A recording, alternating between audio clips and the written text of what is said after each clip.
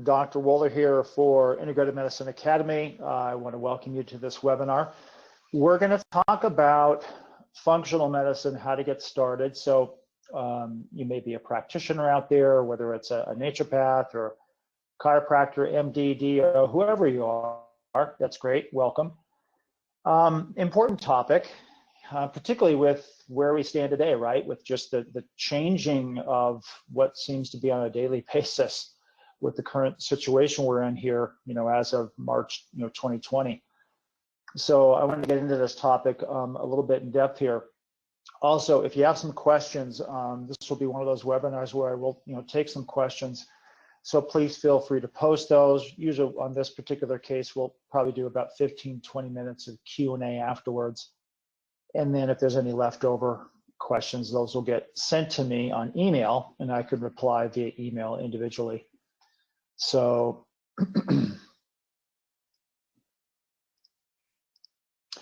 for those of you who don't know me, I'm Dr. Kurt Woeller. I have been an integrative and functional medicine physician for over 2 decades, actually going back to 1998, where I first got my start. Going to my first functional medicine conference, actually, it was with a former late Dr. Bill Timmons, who had worked for Diagnostics laboratory, had started BioHealth laboratory back in the day. And so I really got my start early on in practice. I've been doing clinical education for Great Plains Laboratory for many years now. I actually am part of their GPL Academy, where I teach a lot about the organic acids test. But I actually was first introduced to Great Plains Lab going back to my first autism conference, where I first heard Dr. Shaw speak on organic acid testing for autism. So it goes way back. I'm the co-founder of Integrative Medicine Academy, which I'll talk about here shortly. I do a tremendous amount of lecturing online as well as in person here in the US, around the world, on different aspects of integrative medicine. And then I also have my own private practice where I work with autistic individuals, patients with autoimmune, gastrointestinal, and neurological disorders. So in this talk, we're going to be talking about functional medicine and kind of how to get started, but I wanted to take a moment and just, talk a little bit about, our current situation. As of March 2020, all of us, I think, are really just kind of shocked at what has happened over the past 4 weeks or so. I don't think really any of us expected it to occur to this degree. The COVID-19 crisis, in the worldwide pandemic is, affecting millions of people, including us. And the global economic system, is seriously being affected. The US economy, we know, is being crushed and, is now needing trillions of dollars, of stimulus from the federal government to keep it afloat. And we all have our fingers crossed that it's going to work. And so really none of us know what tomorrow brings.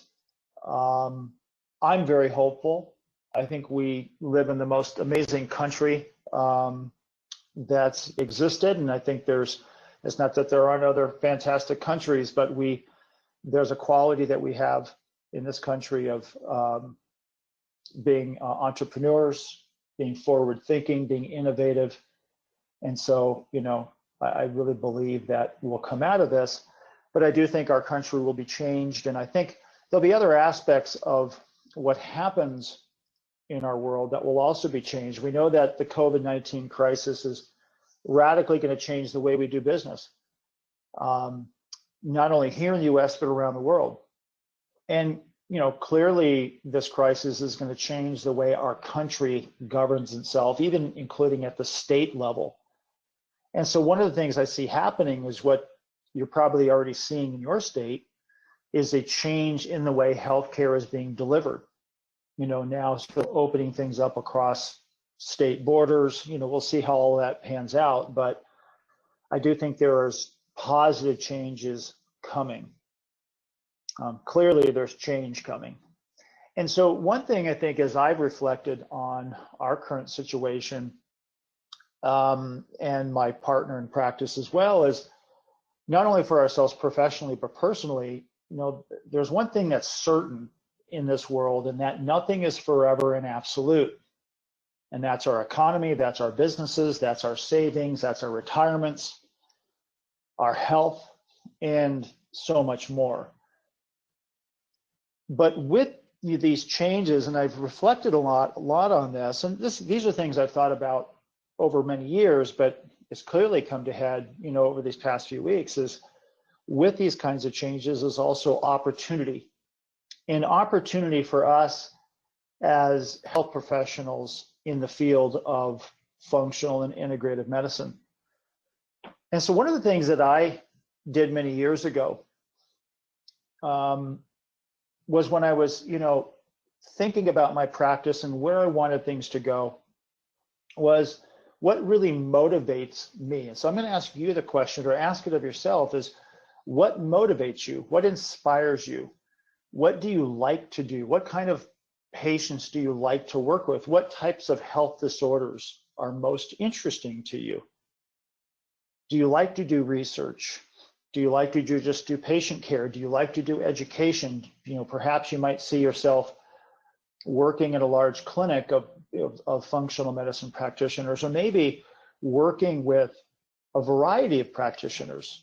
You might be an MD or a DO that wants to work with naturopathic doctors or nutritionists. Maybe you're kind of in a clinic that tends to be a bit closed-minded. I don't know. You know your situation better than anybody else. And so where do you see yourself as a health professional in 2, 3, 5, 10 years? I mean, if anything, what's happening now in our world is it's forcing us to reevaluate our businesses, our careers, our personal life, including our family, our home, our income security, and then also, you as a professional. And so I've often thought, or I've had in the past, but I'm certainly thinking about things now, is that this current situation is a wake-up call that life and our circumstances in the world can change dramatically and fast. This pandemic happened fast. So one of the things that we have, and one of the things that I've always enjoyed being involved in, is education. I've done a lot of education for Great Plains. I've done a lot of it on my own, and I really like to teach, but teach from a level that is practical, clinically relevant, and engaging. And so one of the things that we developed is something called the Functional Medicine Mastery Course, which is to help practitioners get into functional medicine and incorporate it into their practice from a foundational level, kind of what I call a 101 level, but also to go from that level to a more advanced level as well, because that's the type of patients you're going to see, right? When you step into this world of functional medicine and integrative medicine, it's not going to take too long before you start seeing patients who are very sick and have a lot of different types of issues. And so things don't stay basic, or they don't stay 101 level for very long. And so there was something that I thought about many years ago, and it was a question that was asked of me. And again, I'm going to ask you this question to think for yourself. From your own personal and professional transformation, is what kind of business are you in? And some of this information I actually took, part of it anyway, from one of the lectures in that functional medicine course. So what kind of business are you in? And do you think of yourself as a business? Because I think sometimes as healthcare practitioners, we don't do that, but we all have to survive financially to pay our bills, to pay our loans, etc. And so this was just an example about staying relevant, but also staying cutting edge, because we're in a unique position. If you think about what's happening now, we're in a very interesting, unique position to be able to help people through what we do from, a nutritional level, lifestyle level, therapeutic supplements, whatever it is. Okay, not necessarily to treat, in quotes, a disease, but to help people stay healthy, maintain healthy immune function, etc. Because the reality is that conventionally there's not a lot of options for this COVID scenario, and who knows what's going to come down the pike later. And so the example here was Pullman. Pullman was a maker of high-end luxury train cars at the turn of the century. And what they failed to do is they failed to realize what kind of business they were in. So Pullman thought they were in the train business. But in reality, what they were in was the transportation industry. So they thought they were a train company. They were really a transportation company because they were the most luxurious way to travel back at that time. But when the car was mass produced, Pullman pretty much all but vanished. And so if they had kept up with the technology, if they had been forward thinking, if they had been cutting edge, they actually, they really could have owned even themselves the high-end car market, or at least got into it and been able to be part of that. And there's been many other examples of like this throughout history. And right now we're in a time of change. You can bet there's going to be other companies out there who will thrive, new ones will emerge, and there'll be companies that will disappear because they couldn't keep up. So one of the things that we have, and I think for us, and this is something I realize, is that all of us are if you think about a business, is providing information. And that information we use is to help figure out the puzzle. Now that in this case is the puzzle pieces of somebody's health condition.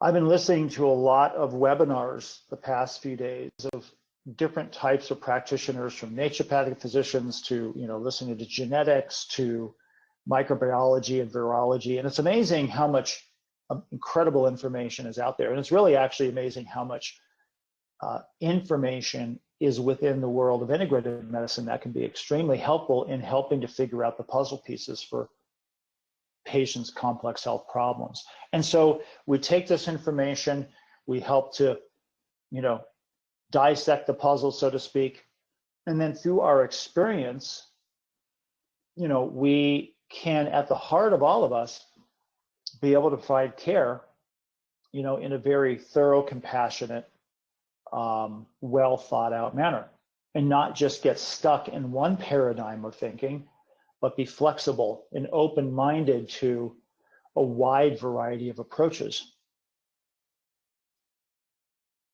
And so one of the things that's critical, and that I found critical many years ago when I started branching out more from, again, a functional integrative medicine standpoint, was to have comprehensive information that I produced, but also the messaging that we produce through our practice. Now, this is, from things like websites to articles to blogging to practice newsletters. I do a tremendous amount of public speaking. That's not, most people's thing or interest, but it's an incredibly powerful way to spread your message about who you are. Even if you just start speaking at local health food stores, which is what I did, going back 20 plus years now, starting off in San Diego, where I was speaking in health food stores, sometimes to 5 or 6 people. And then eventually it got to support groups and then grew from there. And so the goal is to provide comprehensive information and consistent messaging across all of these platforms, from articles to newsletters to your website, about who you are, what you do, and how you can help. One of the most, I think, the most powerful ways to drive people to you is videos. And people think they have to spend a lot of money and have some real polished presentation when they produce videos, but look at the younger generation today. I mean, the younger generation has no problem getting in front of a camera, and Instagramming or doing whatever, because the camera technology off of our smartphones is so incredible that you can do this within your own office, your home office, wherever, in a very short period of time. And so if you want some examples of things that I've done, just Google my name on YouTube or Vimeo. And I've got videos I've created over the years. Video production is the #1 most powerful way to drive people to your practice. And you can talk about anything. You could talk about a new test. You can talk about a conference you went to. You can talk about some tips or suggestions on health. The topics are endless, and these things don't have to go on for 15, 20 minutes. In fact, they shouldn't. Most videos should be no more than 2 or 3 minutes at best. So it takes time, it takes a little bit of effort, but it's not an impossible thing to do. And you get better at it the more you do it. And so as you do this, you'll realize, and you may already are doing this, is that the public is going to demand your knowledge and your help. The more they see you, the more you're going to have people come to you. And this is a trend that's been happening now in our country for many years. I mean, even the National Institutes of Health show how many people, billions of dollars are spent every year on people seeking alternatives to conventional therapies. So complementary therapies, for example, supplements, botanicals, whatever. Even the Centers for Disease Control recognizes this as well. And some of this data is going back a number of years, but again, a huge percentage of the US population is interested in integrative therapies and are willing in some cases to pay out of pocket for it. Medical schools are starting to understand the demand. And even certain hospital systems as well are recognizing the value. And so now we've got things like the Cleveland Clinic for Center for Functional Medicine and MD Anderson Integrative Medicine Center. Stanford even has a Center for Integrative Medicine. So these are things that are well recognized even in conventional medical circles and major, medical complexes. Some people get, they say, well, what is integrative medicine? What's the difference between integrative medicine and functional medicine? Well, integrative medicine, at least the way that I view it, is the implementation of treatments. Okay, this could be dietary intervention, nutritional supplements, natural medicine, diagnostic testing, but we might also use conventional intervention. So, sometimes I will use an antibiotic if it's appropriate. And so integrative medicine is utilized by a wide variety of health practitioners that incorporates other aspects of complementary medicine. So for example, one of the things that I've been involved in for years is the biomedical intervention for autism. Essentially, it's integrative medicine for autism. And then you have other practitioners that tend to look at their approach as being more like functional nutrition or functional diagnostic medicine.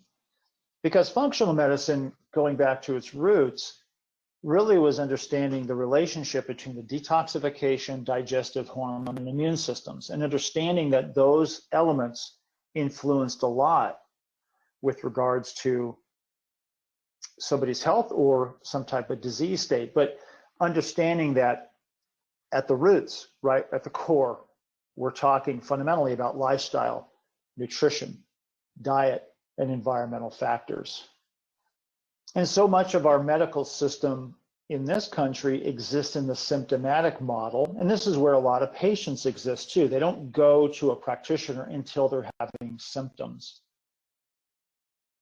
But functional medicine at its core has always understood, again, based on the foundations of hormonal balance, immune, GI, detox, that there's always going to be a subclinical phase, an asymptomatic phase where things may be developing that sometimes people don't recognize. So it's very much an aspect of preventative medicine.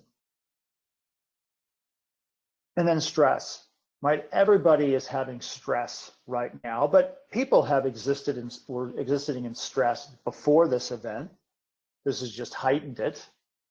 But stress can come at many levels. It can come environmentally, it can come geographically, it can come from chemical exposure and other toxins, it can come from physical injuries, poor diet, poor sleep. And so whatever that stress is, it has a chemical expression in the body mediated through the hypothalamus.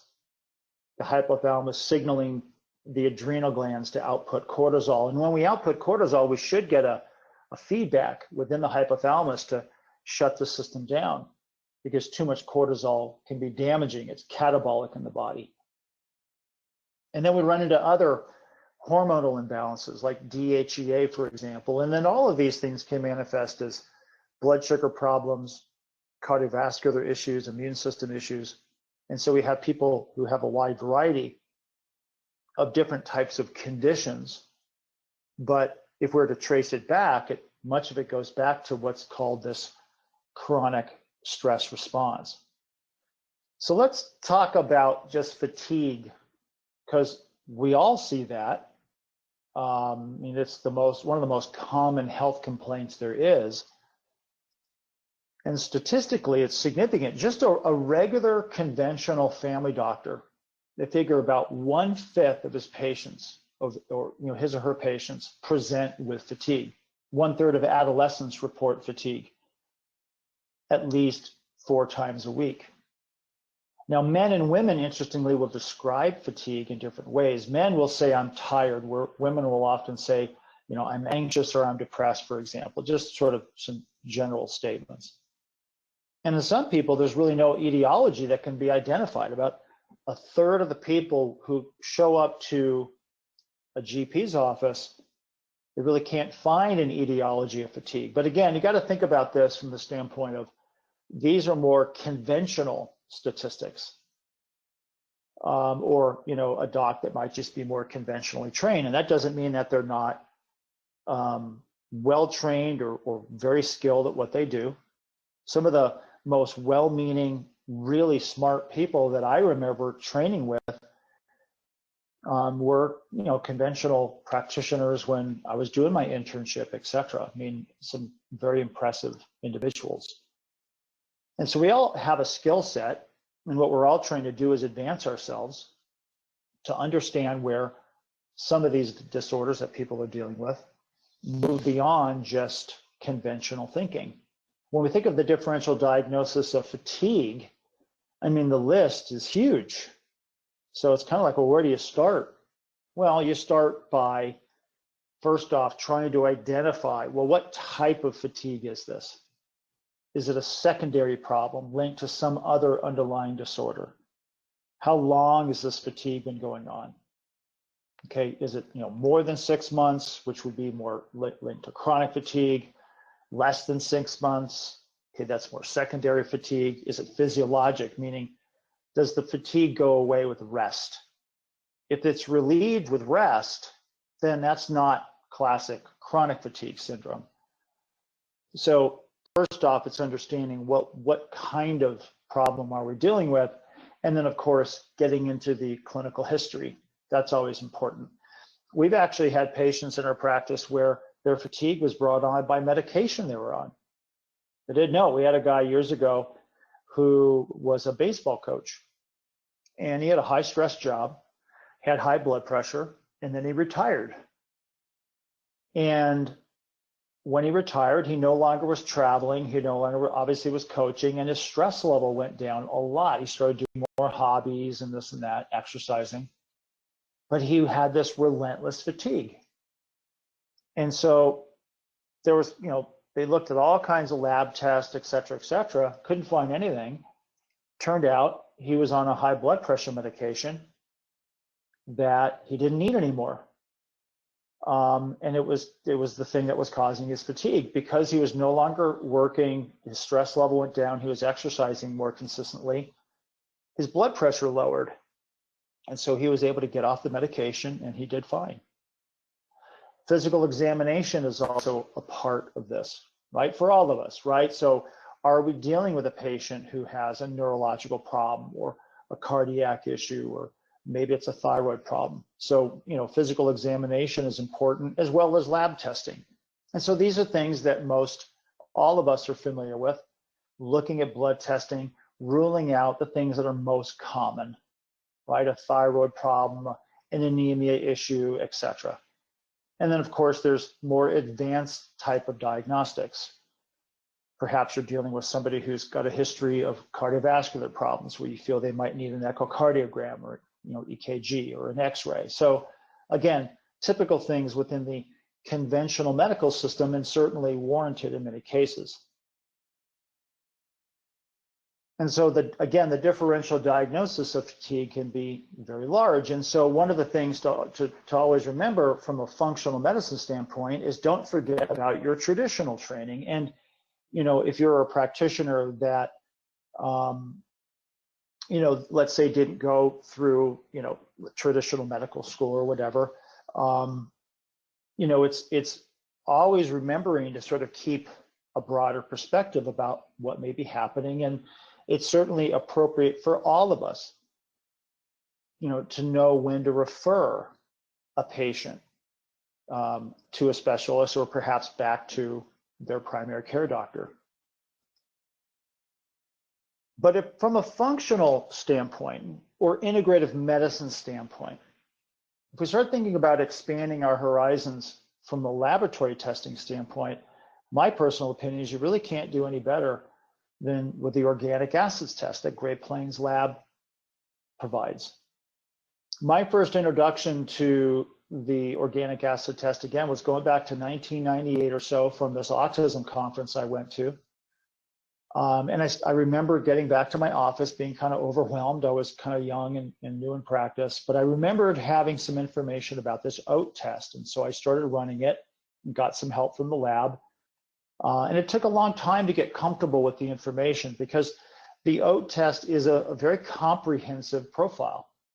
It's really not just a test, it's a profile. It's many little tests kind of within this framework. So we've got markers that look at yeast and fungal markers, and we know that these things can contribute to people's problems, from fatigue to headaches to behavioral issues. The Clostridia bacterial markers are a huge thing to consider with autistic kids, with digestive problems, people with neurological issues. The oxalate metabolites, big issue with regards to physical pain, joint pain, arthritis, behavioral problems, again, in special needs kids, urinary discomfort. And then looking at all of the Krebs cycle markers and mitochondrial markers, which again themselves could be linked to fatigue problems. Sleep problems, anxiety, panic, depression, neurological issues can very much be linked to imbalances in phenylalanine and tryptophan metabolites. Methylation imbalances linked to folate metabolism is something that can be detected off the OAT test. And then there's other sections that look at fatty acid problems linked to mitochondrial activity, nutritional markers, detoxification problems as well. So the organic acid test is, again, an incredible, and I recommend practitioners to jump right in. One of the things that Great Plains has is they have a support network to be able to help doctors interpret the test, and as well as sort of ongoing education. And this is also something that we do too through our Integrative Medicine Academy and many of our courses like the Functional Medicine Mastery course. And so mitochondria are something that are really important to understand in what they do, how they can be influenced, because this is that system within our cells that produces the ATP, that cellular energy currency that runs the machinery of our cells. And it's often overlooked, not recognized in conventional medicine, unless it's some sort of severe disease state. But a lot of people have mitochondrial issues brought on by yeast, Clostridia, toxins, mold, chemicals. And these different biochemical steps to be analyzed and, again, are influenced uniquely by different types of nutritional deficiencies or different types of toxins. I do a lot of education on mitochondrial dysfunction, where we look at mitochondrial activity off the organic acid test and then look to see how we can correlate that clinically from an integrative medicine standpoint to perhaps things that people are being exposed to, or some types of imbalances biochemically that might be just sort of intrinsically developing within the body. So mitochondrial assessment is just one aspect of a more thorough integrative medicine approach. And if we take it back to the level of stress, okay, and the imbalances of cortisol and DHEA, even from a mental emotional stress. I mean, think about the worry people are feeling now, right? Just with the instability economically. Well, imbalances in cortisol can lead to mitochondrial problems. Let's take another example, gluten, right? We've had patients come to us who either suspect they have gluten intolerance or maybe they've been diagnosed with celiac disease.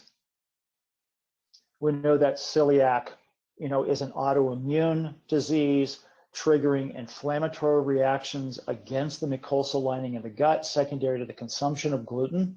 It can lead to leaky gut. Leaky gut can lead to inflammation of the body. That not only affects the gut, but affects the joints and can even affect the brain and nervous system.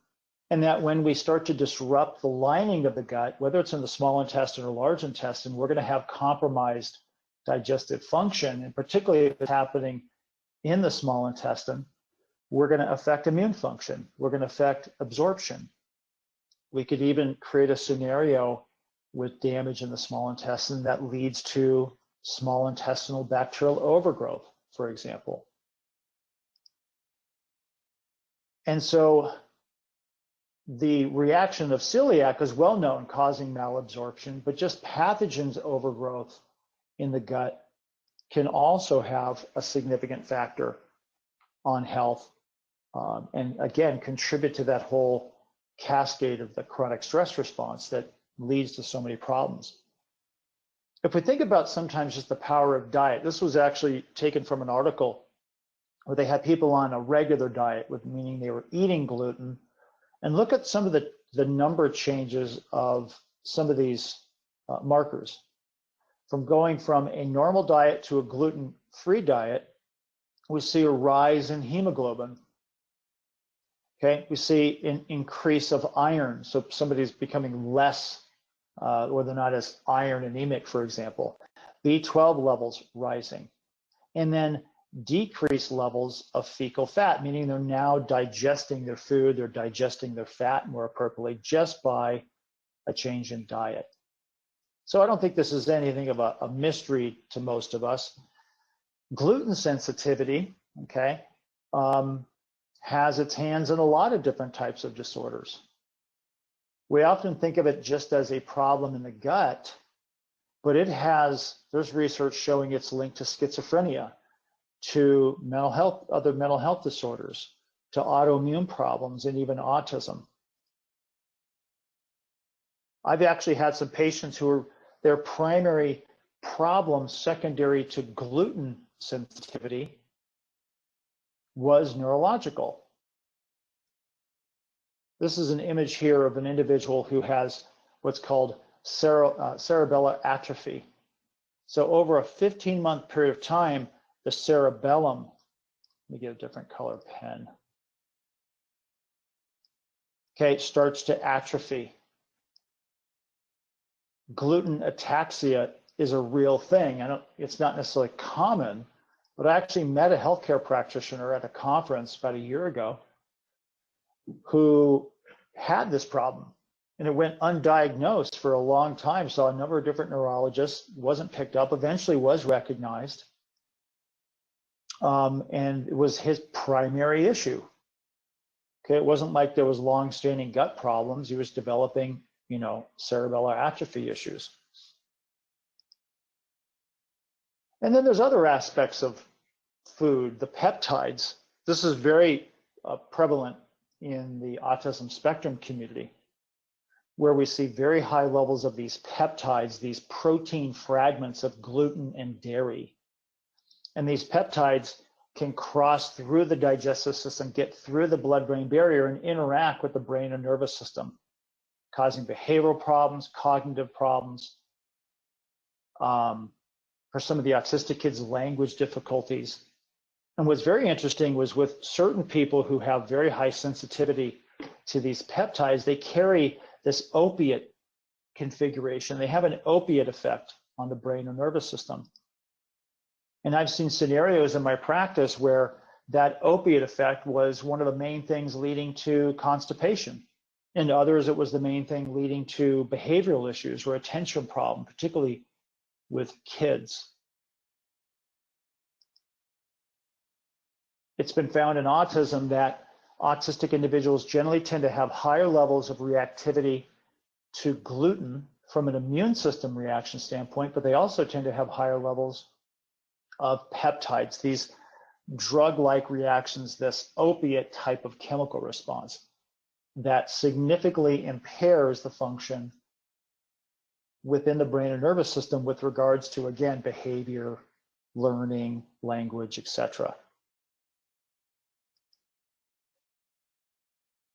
And so we can bring so much of what's out there in the world medically back to this, the basic function physiologically that is at the core of functional and integrated medicine, and that's this stress response. The chemical signaling that's mediated through the brain, through the pituitary, through the production of cortisol and DHEA, and then all of the influences it has on insulin, a sensitivity to glucose metabolism, to fat metabolism, to immune function, etc. There's so much to understand, but again, we can make, we can transform people's lives by understanding these mechanisms in a real in-depth way. Because a lot of people, even just at a basic level in functional medicine,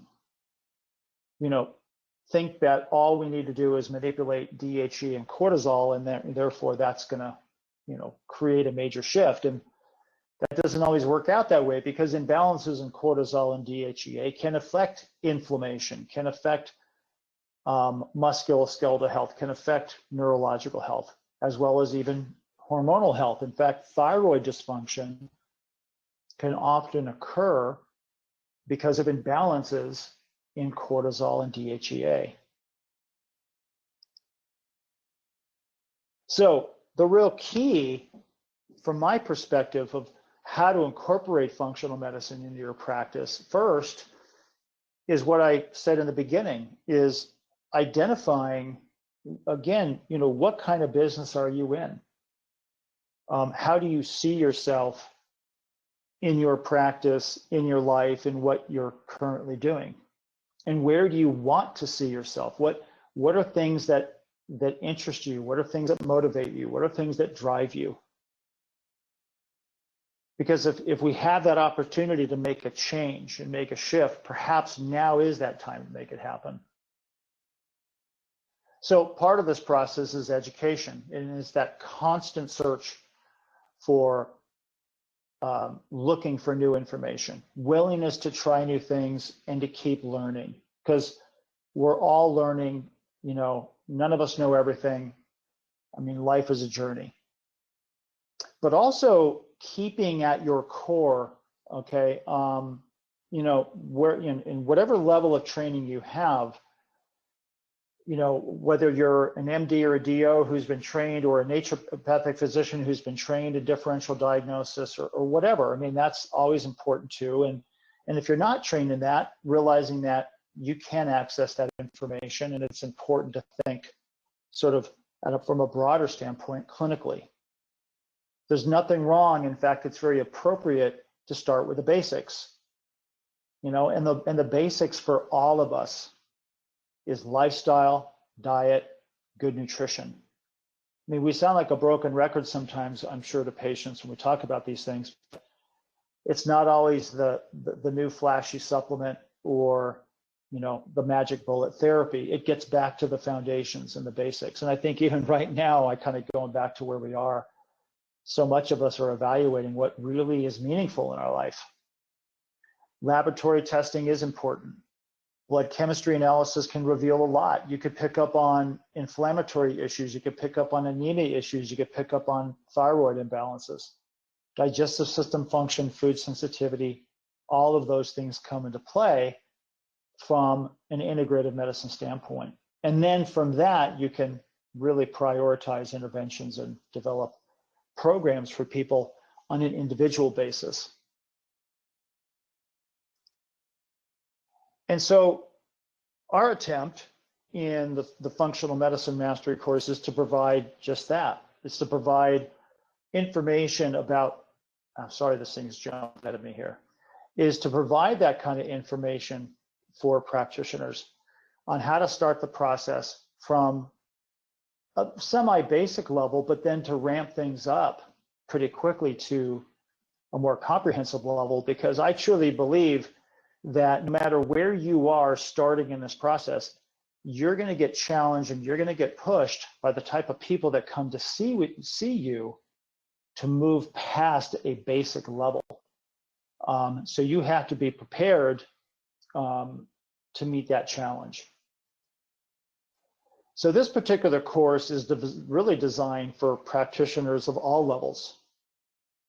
Okay, if you're an MD, a DO, a naturopath, a chiropractor, clinical nutritionist, whether you're a general practitioner, a pediatrician, a psychiatrist, the material that we create, the material that I teach about, is all clinically relevant, but it's meant to, in some regards, push you and challenge you as well, to become a more comprehensive, practitioner in this field.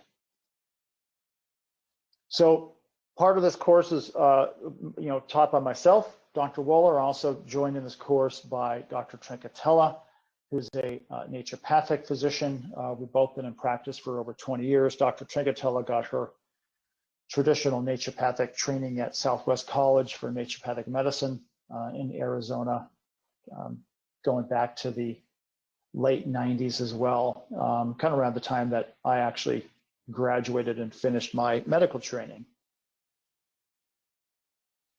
So a couple things to consider in taking this course. One, and you're going to start to see this happening now more, you probably already are seeing it with so many of the conferences being either canceled in person or now being converted to online. One of the things of doing things online is that you can avoid the travel, the expense, the cost, but also, cutting out the countless hours of studying and the years of training that it can take. And so, we really kind of hope to be part of that process. All of our courses have member forums, so people can interact with us on a daily basis.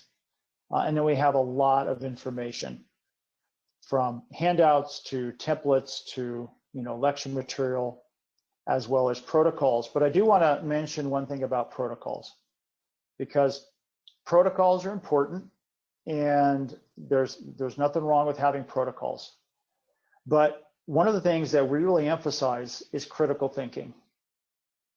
So we do provide protocols, but one thing I've realized the longer I've been in practice is that a treatment protocol is only as good until the next person it doesn't work on.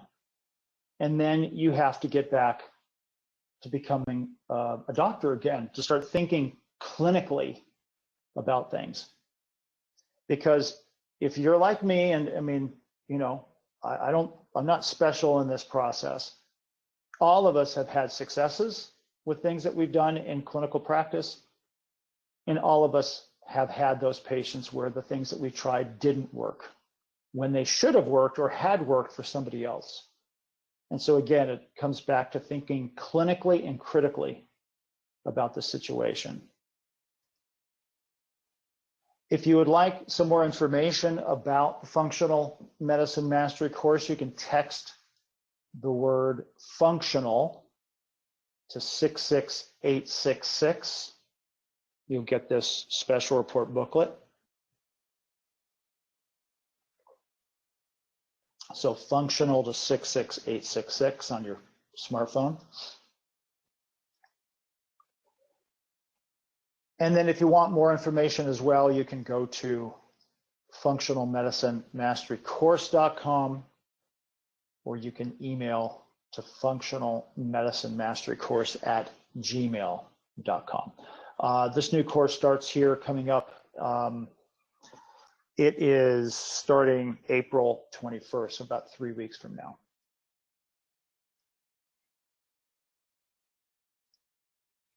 Okay.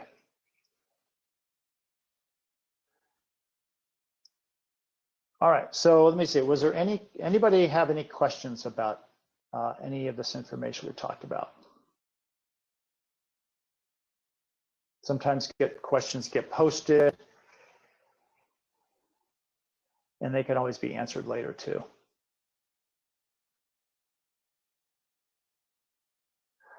Yeah, yeah, I don't see any questions posted. Maybe they're, okay, yeah. Maybe they are, I'm just not seeing them.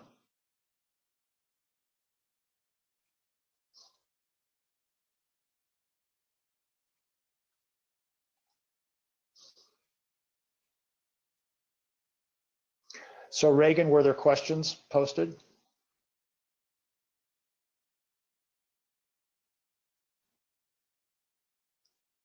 Oh, I see, you're trying to get them. All right, so hold on a sec. I figured we'd do a Q&A for about 10, 15 minutes, and then if there's any other questions that came through, they can send them to me and I can answer them on email.